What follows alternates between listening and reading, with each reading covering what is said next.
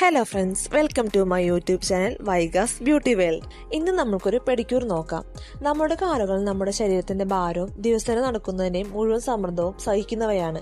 അതുകൊണ്ട് തന്നെ കാലുകൾക്ക് പ്രത്യേക പരിചരണം കൊടുക്കണം. ഇന്ന് നമ്മൾ വീട്ടിൽ തന്നെ ചെയ്യാവുന്ന സലൂൺ പോലെ സ്മൂത്തായ പെഡിക്യൂർ ചെയ്യാം. അതിനു മുമ്പ് നമ്മുടെ ചാനൽ ഒന്ന് സബ്സ്ക്രൈബ് ചെയ്യാം. നമുക്കിത് ഒരു 5 സ്റ്റെപ്പായിട്ട് ചെയ്യാം. ആദ്യം ഒരു പാത്രം എടുത്ത് അതിൽ കുറച്ച് ചൂടുവെള്ളം ഒഴിക്കാം. അതിലേക്ക് 1 ടേബിൾ സ്പൂൺ ഉപ്പും കുറച്ച് ഷാമ്പും ഒരു പകുതി ലെമൺ ജ്യൂസും ഒരു 4-5 തുള്ളി കോക്കനട്ട് ഓയിലും ചേർക്കുക. ഇതിലേക്ക് കാലുകൾ ഒരു 10-15 മിനിറ്റ് മുക്കി വയ്ക്കാം. ഇത് കാലിലെ മാലിന്യവും ഡെഡ് സ്കിന്നും മാറാൻ സഹായിക്കും. Step 2, scrubbing.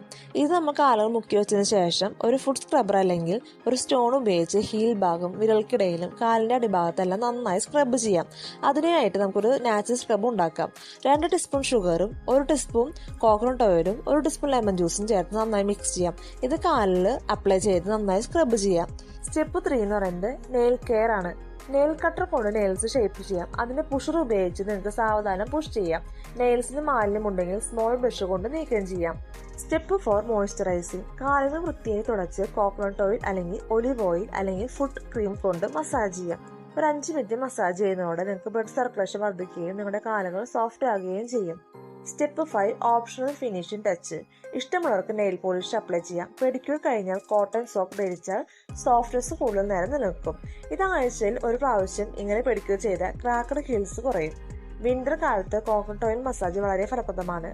സലൂൺ പോകാതെ തന്നെ നിങ്ങൾക്ക് വീട്ടിൽ തന്നെ ഹെൽത്ത് കെയർ നേടാം.